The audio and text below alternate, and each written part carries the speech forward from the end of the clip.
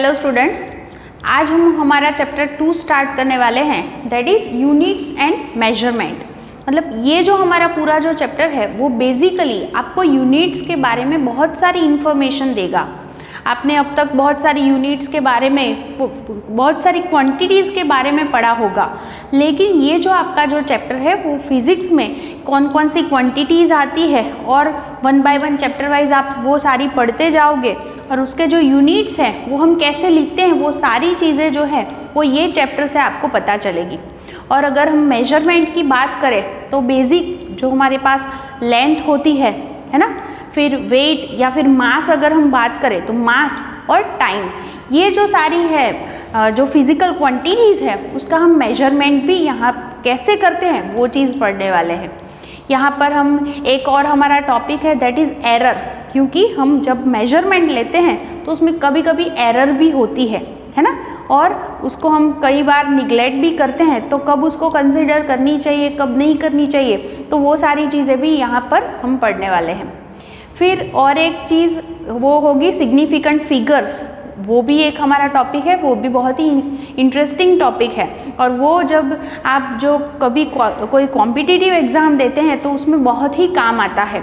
Suppose आपको answer जो है, कोई क्वेश्चन है, दो क्वांटिटीज़ दी हुई है, उनका कुछ मल्टीप्लिकेशन या डिवीजन या एडिशन सब्ट्रैक्शन कुछ करके आपने जो आंसर फाइंड किया है वो आंसर सपोज़ आया 2.23 और ऑप्शन जो होंगे उसमें होगा 2.2 भी हो सकता है, 2.23 भी हो सकता है, 2.235 हो सकता है, ऐसे अलग अलग ऑप्शंस आते हैं जो बहुत ही नियरर होते हैं। तो आपको कैसे पता चलेगा कि कौन सा ऑप्शन आपको सिलेक्ट करना है?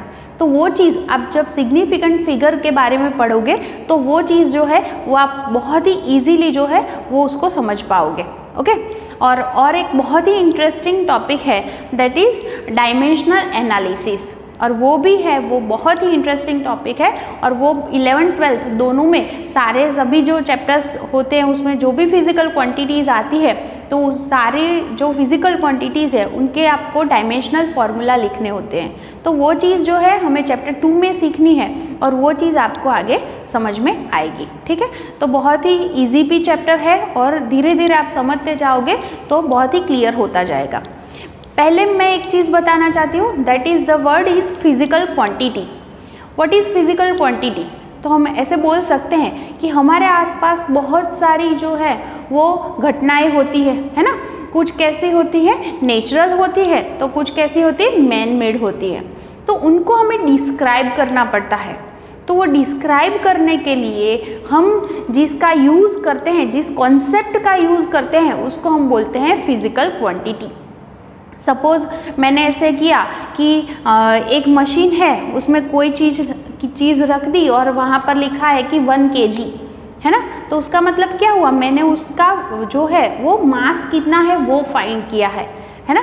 तो ये हमने जो ये पूरी प्रोसेस हुई उसमें वेट या फिर हम अभी मास बोलेंगे उसको, तो मास हमने फाइंड किया, तो mass is a physical quantity. Okay, तो ऐसे हम फिज़िकल क्वांटिटी के बारे में पढ़ने वाले हैं। फिज़िकल क्वांटिटीज़ जो होती है वो दो टाइप की होती है, one is fundamental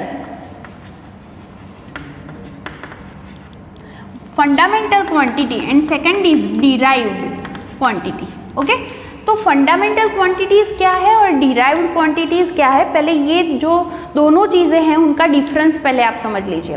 fundamental quantities का मतलब ये होता है कि कुछ मिनिमम क्वांटिटीज ऐसी हैं हमारे पास जिनको डिस्क्राइब करने के लिए हमें और किसी चीज़ की ज़रूरत नहीं पड़ती, उसको हम बहुत ही इजीली जो है डिस्क्राइब कर सकते हैं किसी और चीज़ की हेल्प के बिना। तो ऐसी जो हमारी क्वांटिटीज़ है उनको हम बोलेंगे फंडामेंटल क्वांटिटी।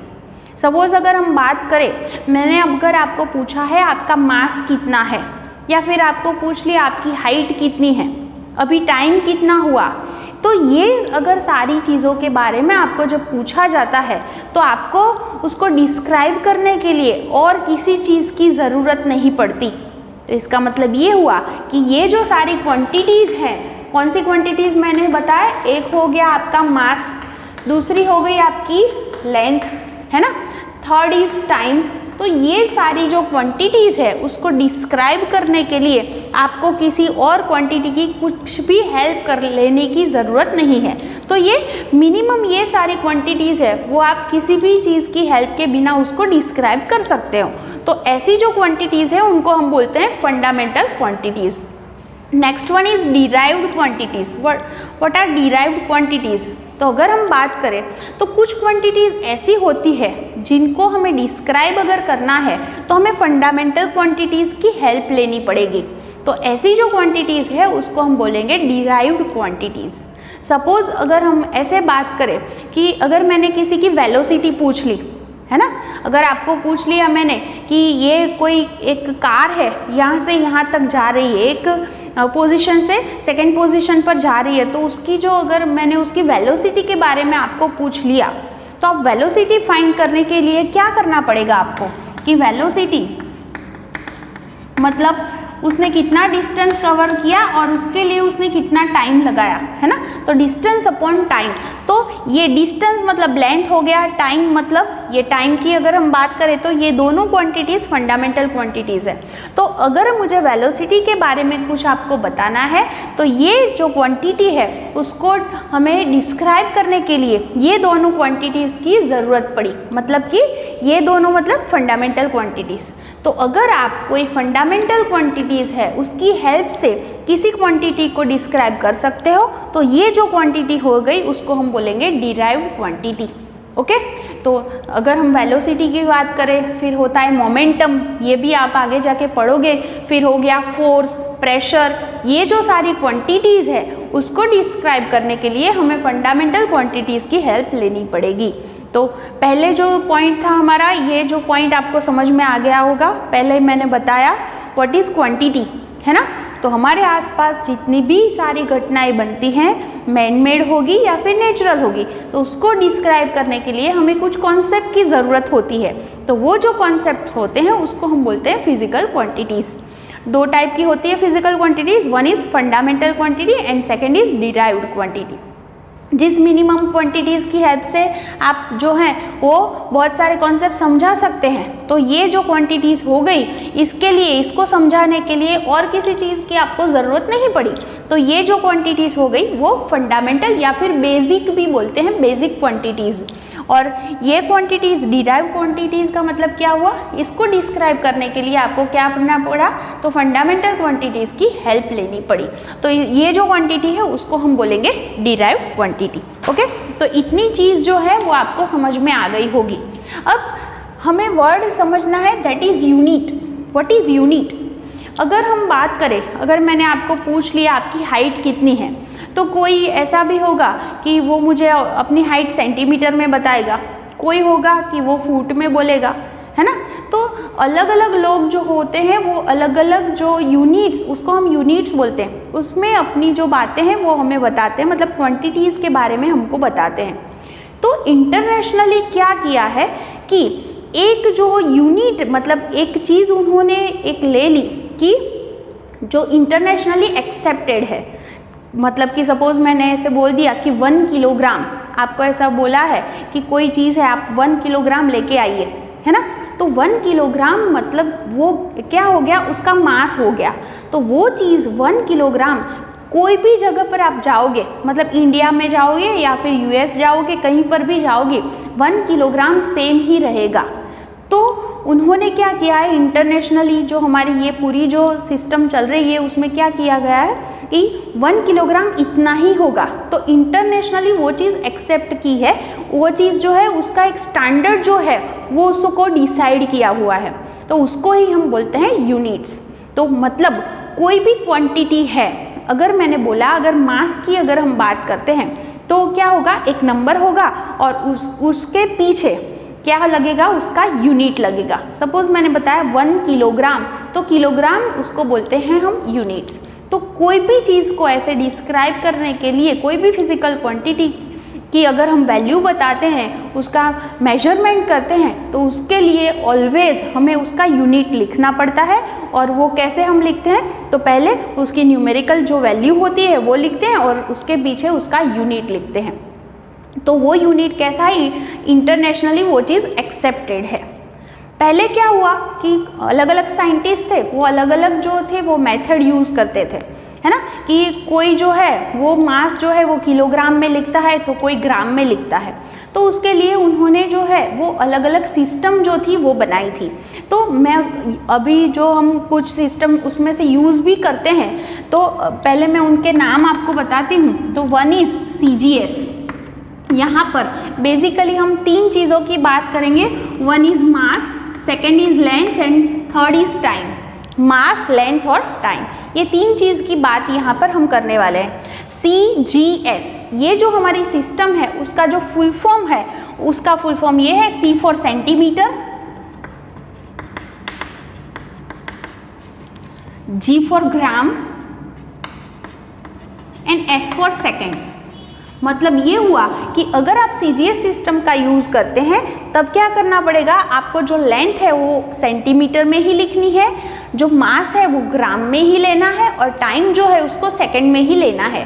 तो अगर आपके पास जो भी वैल्यूज़ दी हुई है, अगर ये एक चीज़ ऐसी है कि मास ग्राम में दिया है और अगर आपको अगर आपको ऐसा एक न्यूमेरिकल दिया गया है और उसमें ऐसा किया कि जो मास है वो अगर आपको ग्राम में दिया है और लेंथ जो है वो मीटर में दे रखी है, तो आपको क्या करना पड़ेगा, मीटर को सेंटीमीटर में कन्वर्ट करना पड़ेगा।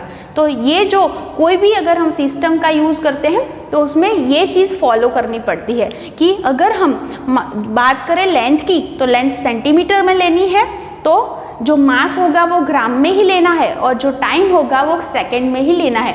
उसको अगर मिनट या आवर में दिया है तो उसको सेकंड में कन्वर्ट करना पड़ेगा। जो सेकंड मेथड है, सेकंड मेथड इज MKS। तो यहाँ पर M फॉर हो गया metre, K for kilogram and S for second.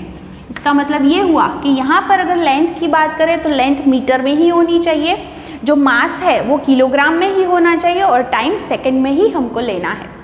Third is MKSA, A for ampere, मतलब वहाँ पर करंट भी यहाँ पर ऐड किया हुआ है, वो भी एक मेथड है, लेकिन अभी मैं उसको नहीं लिख रही, हमारी टेक्स्ट बुक में वो नहीं लिखी है इसलिए। Next one is FPS। FPS means foot, pound and second. इसका मतलब ये हुआ कि जब आप लेंथ जो है उसका मेजरमेंट अगर फुट में लेते हो तो मास पाउंड में ही लेना है और टाइम को सेकेंड में ही लेना है। And last one is SI system, मतलब सिस्टम इंटरनेशनल। ये यूनिट्स की मेजरमेंट की जो सिस्टम है, जो हमारी जो टेक्स्ट बुक में दी हुई है वो है SI सिस्टम, मतलब सिस्टम इंटरनेशनल। इसका हम यूज़ करने वाले हैं। तो पूरा जो हमारा 11th-12th रहेगा उसमें यही सिस्टम का हम यूज़ करेंगे। तो इसमें कौन सी क्वांटिटीज़ आती है, इसका फुल फॉर्म मैंने बताया, लेकिन जैसे ये इसमें हमने बताया मास, लेंथ और टाइम के बारे में, तो इसमें SI में कौन सी क्वांटिटीज़ हैं वो और उनके यूनिट्स और उसको कैसे हम इंडिकेट करेंगे, वो सारी चीज़ें अभी मैं आपको बताती हूँ। लेकिन ये चीज़ आपको पहले समझ में आ गई कि डिफरेंट टाइप्स ऑफ सिस्टम थी यूनिट्स के लिए जो हमारे साइंटिस्ट यूज़ करते थे। वन इज़ FPS, मतलब foot, pound, second. Second is CGS, centimetre, gram, second. Third one is MKS, metre, kilogram, second. और जो अभी अभी हमने की है, जो इंटरनेशनली जो सारी यूज़ होती हैं, मैक्सिमम जो यूज़ होती है, that is SI, system international. ये यूनिट की सिस्टम है, ओके। तो उसका हम यूज़ करेंगे। तो SI जो है उसमें कौन कौन सी क्वांटिटीज़ इंक्लूडेड है उसकी हम बात करते हैं। तो जो हमारी जो SI है यूनिट्स, उसमें क्या किया है, टोटल 7 फंडामेंटल क्वांटिटीज़ ली है हमने। टोटल कितनी क्वांटिटीज़ है उसमें, 7 फंडामेंटल क्वांटिटीज़ हैं और 2 जो है वो डिराइव्ड क्वांटिटीज़ हैं। ऐसे टोटल जो है वो 9 क्वांटिटीज़ हमने उसमें यूज़ की है। तो अगर हम बात करें कि वो क्वांटिटीज़ कौन कौन सी है, तो फर्स्ट वन इज़ मास। मास जो है उसको हम कौन से यूनिट में लेंगे, दैट इज़ किलोग्राम। यहाँ पर हम फुल फॉर्म लिखें तो ऐसे लिखेंगे किलोग्राम, ओके। और उसको हम kg भी लिख सकते हैं। तो ये हो गया मास। फिर हो गई लेंथ। लेंथ जो है वो होगी मीटर में, उसको हम स्मॉल m से लिखेंगे। Third one is time. Time जो है उसका यूनिट है सेकेंड, है ना, और उसको हम एस से लिखेंगे। फिर fourth one is current. Current का जो यूनिट है वो है एम्पियर और उसको हम कैपिटल ए लिखेंगे। Next one is thermodynamic temperature.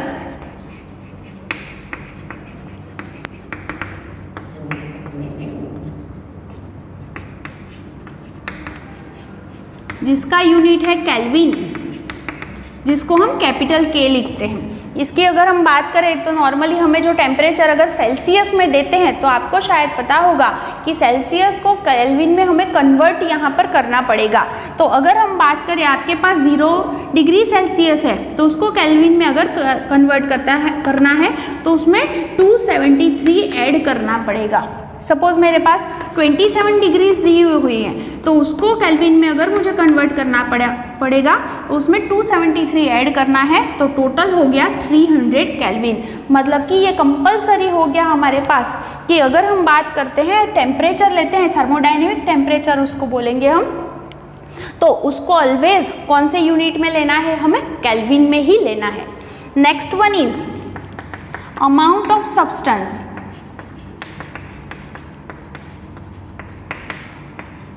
ये जो अमाउंट ऑफ सब्सटेंस की अगर हम बात करते हैं तो उसको जो है हम मोल में लेते हैं, उसको हम MOL लिखेंगे। उसका यूनिट क्या है, मोल। ये जो चीज़ है वो आप ज़्यादातर केमिस्ट्री में पढ़ने वाले हो, लेकिन फिजिक्स में भी उसका यूज़ आएगा, तो वो चीज़ भी आप धीरे धीरे सीखते जाओगे। तो ये हो गया मोल।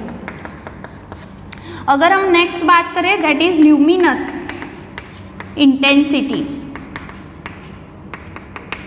और ये इंटेंसिटी जो है उसका जो बात करें यूनिट दैट इज कैंडेला, उसको हम CD लिखेंगे। तो ये जो सारी जो है 7 दैट आर फंडामेंटल क्वांटिटीज और ये उनके हो गए यूनिट्स। ओके, और दो अगर हम बात करें that they are derived quantities. अगर हम डिराइव्ड क्वांटिटीज की बात करते हैं तो वन इज प्लेन एंगल,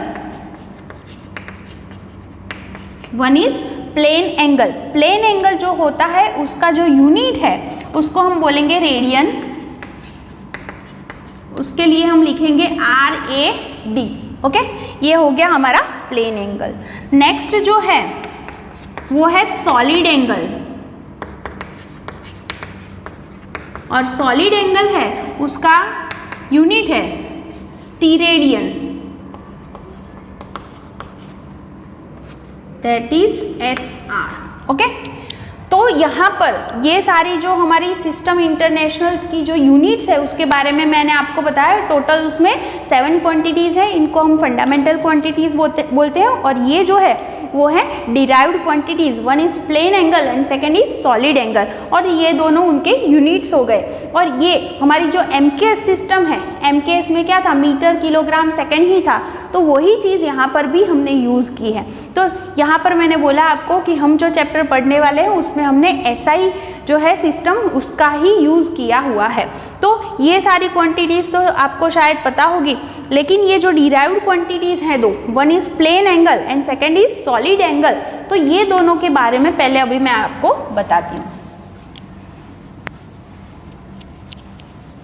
तो पहले हम पढ़ने वाले हैं that is plane angle. What is plane angle? Suppose हम बात करें कि मेरे पास प्लेन मतलब 2 डायमेंशन की हम बात कर रहे हैं, तो मेरे पास अगर कोई सर्कल है, ठीक है, तो ये क्या हो गई, उसकी रेडियस हो गई। तो यहाँ पर सेंटर से आप इतनी कोई आर्क ले लो, ये क्या हो गई, उसकी आर्क हो गई। तो ये जो आर्क है उसको अगर सपोज मैं बोलती हूँ AB, और ये आर्क को हम DS, कितनी है उसकी लेंथ, उसको हम DS सपोज बोलते हैं। तो ये आर्क ने यहाँ पर सेंटर के साथ कुछ एंगल बनाया हुआ है, तो उसको अगर हम थीटा बोले तो ये जितना एंगल बना उसको हम बोलेंगे प्लेन एंगल। तो प्लेन एंगल जो होगा थीटा, उसको हम कैसे फाइंड कर सकते हैं, तो हम लेंगे लेंथ ऑफ आर्क मतलब DS अपॉन रेडियस। ये फॉर्मूला बहुत ही इम्पोर्टेंट है और आपको याद रखनी है कि प्लेन एंगल कैसे आप फाइंड करोगे। तो क्या करना पड़ेगा, ये क्या हो गया, length of arc length of arc लेना है और क्या है, आर मीन्स रेडियस। ओके तो यहाँ पर जो है आप ऐसे थीटा जो होगा वो फाइंड कर सकते हो, तो इसको हमने बोला है प्लेन एंगल। अगर नेक्स्ट अगर हम बात करते हैं सेकेंड, वो हमने बोला सॉलिड एंगल। सॉलिड एंगल जो होता है वो हम 3 डायमेंशन में उसको जो है वो बताएंगे। देखिए अगर मेरे पास ऐसा कुछ बॉल है ना, मतलब एक गोला ले लिया आपने, तो वो हो गया 3 डायमेंशन में, है ना, स्फीयर ले लिया ऐसे आपने। तो अगर उसकी हम बात करें तो उसमें क्या होगा, सपोज उसमें से पूरा है, उसमें से मैंने इतना पार्ट ले लिया, सपोज आप अगर फुटबॉल की बात करें तो उस पर इतना एरिया ऐसे बना सकते हैं, ठीक है। तो उसने क्या किया, ये हो गया उसका सेंटर, तो सेंटर के साथ वो कोई एंगल बनाता है, देखिए, है ना। तो यहाँ पर जो होगा कुछ एंगल बना, तो क्या किया यहाँ पर, ये जो है आर उसकी रेडियस है और ये जो है वो पूरा एरिया उसने कवर किया हुआ है। तो यहाँ पर जो एंगल बनता है उसको हम डी ओमेगा लिखते हैं। तो D omega that is solid angle. Solid angle का मतलब ये हुआ कि ये जो पूरा एरिया ऑक्यूपाई किया है, एरिया सपोज मैं उसको ए या फिर डी ए बोलती हूँ, तो और अपॉन आर स्क्वायर मतलब रेडियस का स्क्वायर है, ये जो रेशियो है उसको हम क्या बोलेंगे, सॉलिड एंगल। और मैंने पहले भी बताया यहाँ पर कि प्लेन एंगल है तो उसका यूनिट क्या है, रेडियन, और सॉलिड एंगल जो है उसका जो है वो है यूनिट स्टीरेडियन, और दोनों ही हैं वो डायमेंशन लेस है, इसलिए कि ये भी लेंथ है और रेडियस भी लेंथ है, तो मीटर अपॉन मीटर, तो क्या आएगा आपका आंसर 1। तो दैट इज उसका कोई डायमेंशन नहीं है, 1 के पीछे 1 इज ओनली अ नंबर, है ना, उसके पीछे हम कोई भी यूनिट नहीं लगाते।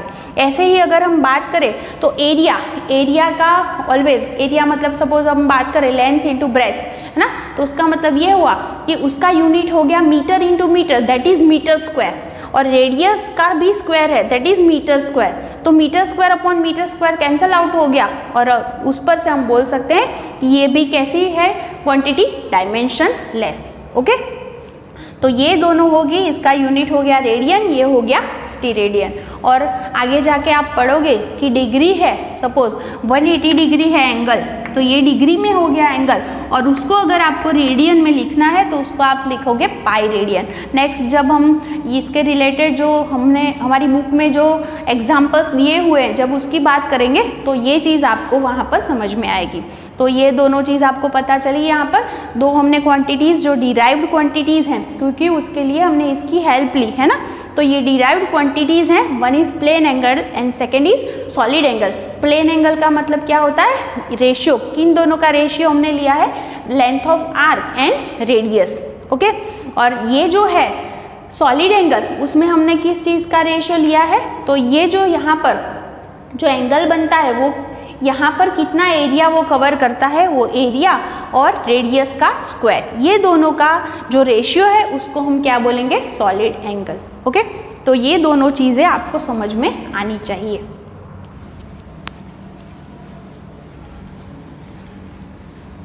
तो ये सारी जो थी वो हमने क्वांटिटीज़ की बातें कर ली। ओके अब नेक्स्ट टॉपिक पर जाएंगे, दैट इज मेजरमेंट, है ना। तो ये मेजरमेंट की हम बात करें तो पहले हम आज जो पढ़ने वाले हैं वो मेजरमेंट ऑफ लेंथ है। अगर हम लेंथ की बात करते हैं तो उसके लिए हम दो टाइप की मेथड यूज़ करते हैं, one is direct method and second is indirect method. आपको कैसे समझ में आएगा कब कौन सी मेथड यूज़ करनी है। सपोज मैं बात करूँ, मेरे पास ये चौक है, इसकी मुझे लेंथ कितनी है वो फाइंड करनी है, तो आप मुझे क्या बोलोगे, सिंपल आप स्केल ले लो, मीटर स्केल, और उससे आप इसकी लेंथ फाइंड कर सकते हो। तो आप ये चीज़ बहुत ही इजीली जो है आपके सामने आप देख सकते हो और बहुत ही इजीली आप ऐसे स्केल लेके उसको मेजर कर सकते हो। तो ये जो हमने मेथड यूज़ की उसको हम बोलेंगे डायरेक्ट मेथड। लेकिन अगर मैं बात करूँ यहाँ से मुझे कोई प्लैनेट तक का डिस्टेंस जो है वो फाइंड करना है, अर्थ की सरफेस से किसी प्लैनेट तक का डिस्टेंस जो है वो कितना है वो अगर फाइंड करना है तो वो हम ऐसे मीटर स्केल लेके फाइंड नहीं कर सकते, वो पॉसिबल नहीं है।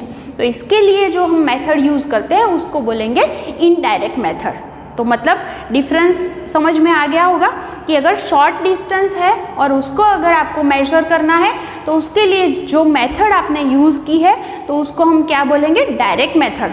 और अगर लॉन्ग डिस्टेंस के लिए अगर आप मेथड यूज़ करते हो तो वो लॉन्ग डिस्टेंस के लिए जो मेथड हम यूज़ करते हैं दैट इज़ इनडायरेक्ट मेथड। दोनों की अगर हम बात करें, सपोज मैं डायरेक्ट मेथड की अगर बात करती हूँ तो आपके पास बहुत ही कम लेंथ है। सपोज अगर मैं कंपैरिजन करूँ तो 10⁻³ मीटर मतलब 0.001 मीटर, यहाँ से शुरू करके सपोज मैंने बोला 10⁻² मीटर दैट इज़ 100 सेंटीमीटर, इतनी अगर लेंथ है उसको हमें मेजर करना है तो उसके लिए सिंपल हम मीटर स्केल यूज़ कर सकते हैं।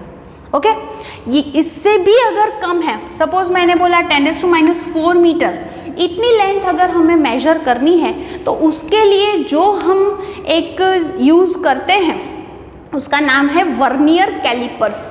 हम किस चीज़ का यूज़ करते हैं, दैट इज़ वर्नियर कैलिपर्स। आपको लगेगा ये सारे वर्ड्स क्या है, लेकिन ये सारी चीज़ें आप 11th में प्रैक्टिकल में पढ़ने वाले हो। ओके, तो इतनी लेंथ अगर आपको मेजर करनी है तो उसके लिए क्या हम यूज़ करेंगे, that is vernier callipers. Okay, इससे भी कम है अगर डिस्टेंस, मतलब सपोज 10⁻⁵ मीटर मतलब बहुत छोटा हुआ है ना, तो उसके लिए जो होता है दैट इज स्क्रू गेज। क्या यूज़ कर सकते हैं हम, स्क्रू गेज, उसका हम यूज़ करते हैं, या फिर माइक्रोमीटर, उसको पूरा नाम उसका माइक्रोमीटर स्क्रू गेज भी बोलते हैं, या फिर होता है स्फेरोमीटर, इसका भी हम यूज़ कर सकते हैं। तो ये सारी जो चीज़ें होती है वो हम जो हमारे पास अलग अलग ऐसी चीज़ें हैं उससे हम उसको मेजर करते हैं इतने डिस्टेंस, तो उसके लिए जो मेथड है उसको हमने बोला direct method. Okay, next one is indirect method की अगर हम बात करें, जो मैंने बोला आपको कि आपको अर्थ की सरफेस से कहाँ तक का डिस्टेंस चाहिए आपको, तो किसी प्लेनेट तक का डिस्टेंस चाहिए, तो वो मैंने बोला जैसे कि आप स्केल लेके वो फाइंड नहीं कर सकते, तो इसके लिए आपने जो मेथड यूज़ की उसको हम बोलेंगे डायरेक्ट मेथड, और उसको हम बोलते हैं पैरेलैक्स मेथड भी बोलते हैं। तो पहले मैं ये चीज़ आपको बताती हूँ what is parallax method. Suppose हम बात करें कि वो प्लेनेट है वो तो बहुत ही दूर है ना, तो अगर आप बहुत ही सिंपल चीज़ समझिए, मेरे पास सपोज ये चौक है, आप अपने हाथ में ऐसे पेंसिल रख सकते हैं और किसी वॉल के सामने आप खड़े हो जाओ, ओके, और उसका जो है वो ओरिजिनल पॉइंट आप वहाँ पर ऐसे मार्क कर दो। फिर क्या करो, एक बार अपनी लेफ्ट आई बंद करो और उसकी पोजीशन चेक करो कि ये स्केल आपको कहाँ पर दिखता है। ओके, उसको सपोज आपने बोल दिया कोई पॉइंट ए, फिर क्या किया आपने, फिर अपनी राइट आई जो है उसको बंद किया और फिर उसकी पोजीशन देख ली, तो उसको अगर मैंने बोला बी, तो आपने देखा होगा कि ओरिजिनल जो उसकी पोजीशन होगी उससे वो लेफ्ट या राइट पर ही दिखेगा, है ना, जब आप अपनी एक आंख बंद करके देखते हो तब। तो ये जो पूरी चीज़ हो गई कि उसके ओरिजिनल जो उसकी पोजीशन है वहाँ से कुछ वो डिस्टेंस पर वो हिला हुआ है ऐसा आपको लगता है, तो उसको ही हम बोलते हैं पैरेलैक्स। ओके, और जब हमें लॉन्ग डिस्टेंस अगर हमें फाइंड करना है तो उसके लिए हम ऐसी पैरेलैक्स मेथड का यूज़ करते हैं।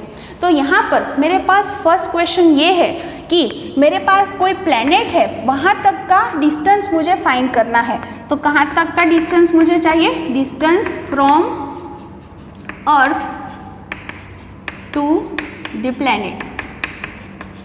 ओके, तो अर्थ से शुरू करके प्लेनेट तक का डिस्टेंस कितना है वो मुझे फाइंड करना है। तो सपोज ये हमारी अर्थ हो गई और यहाँ पर कोई प्लेनेट है उसको मैं पी बोलती हूँ, तो आप क्या करोगे, पहले यहाँ पर अर्थ की सरफेस पर दो प्लेस आप डिसाइड करो, एक को ए बोलेंगे और दूसरे को बी।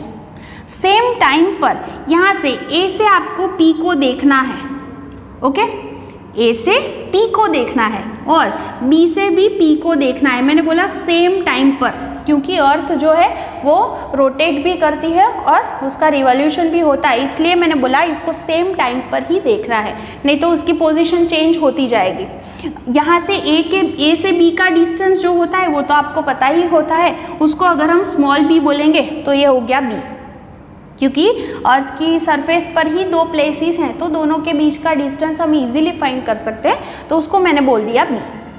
अब क्या करना है हमें, यहाँ से P को हमने देखा और B से P को देखा तो ये एंगल थीटा हमें मिल जाएगा। अब आपको ऐसे लगेगा कि हम वहाँ तक कैसे जाएंगे थीटा मेजर करने के लिए, तो उसके लिए भी हमारे पास मेथड है। देखिए सपोज मैंने बोला ये प्लेस A है और ये B है, सोचना ज़रा, यहाँ पर पॉइंट है P, मतलब प्लैनेट P है, यहाँ से आप उसको टेलीस्कोप से देख रहे हो, ठीक है, P को देख रहे हो, तो क्या हुआ यहाँ पर ये जो नॉर्मल हो गया उसके साथ कुछ एंगल बन गया यहाँ पर थीटा, ओके।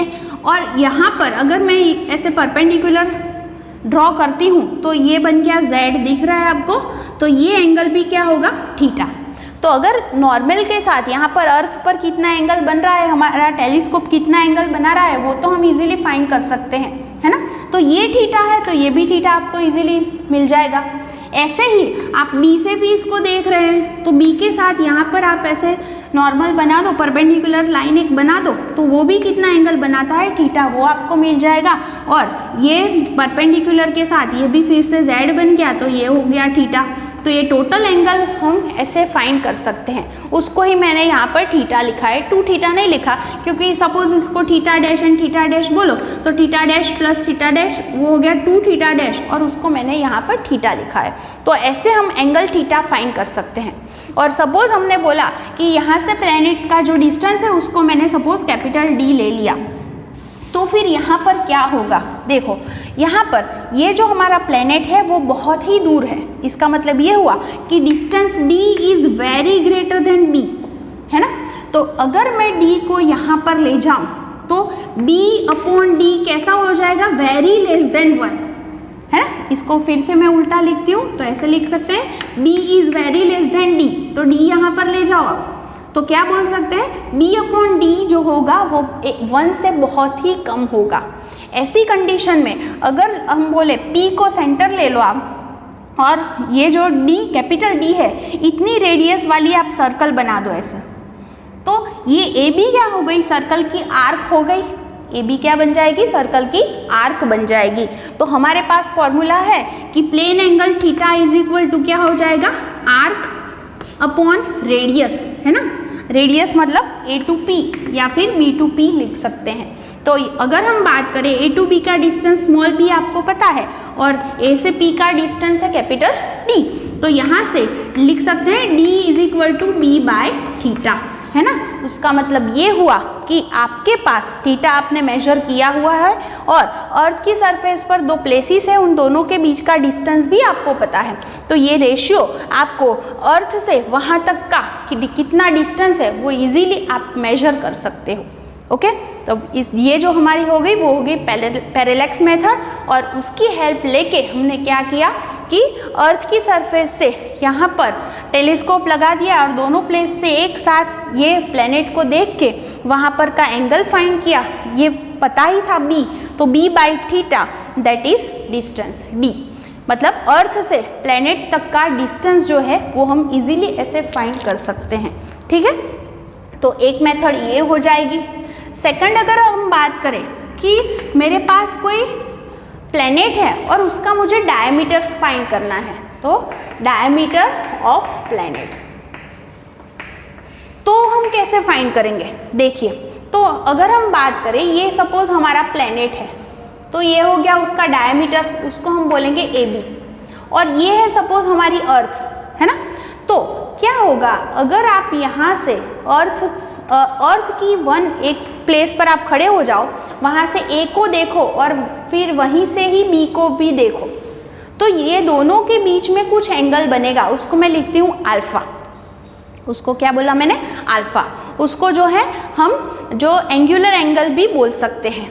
मतलब किसके साथ उसने एंगल बनाया, तो अर्थ से हमने डायमीटर जो था हमारा प्लैनेट का उसके साथ, मतलब सरफेस के 2 पॉइंट के साथ जो एंगल बनाया है उसको हम बोलते हैं अल्फा, ठीक है। तो ये अल्फा तो हम फाइंड कर सकते हैं क्योंकि अर्थ पर ही है, ओके। और हमने आगे की मेथड से ये डिस्टेंस तो फाइंड किया हुआ है कि ये डिस्टेंस कितना है, मतलब अर्थ से प्लैनेट तक का डिस्टेंस हमें पता है, तो ये D भी हमें पता है, ओके। और अगर A टू B का जो डिस्टेंस है उसको डायमीटर हम स्मॉल d बोलते हैं, तो हमें पता है एंगल इज इक्वल टू क्या हो जाएगा, आर्क अपॉन क्या हो जाएगा, रेडियस। इसको सेंटर ले लिया हमने और इसके आसपास सर्कल बना दिया कैपिटल D रेडियस का।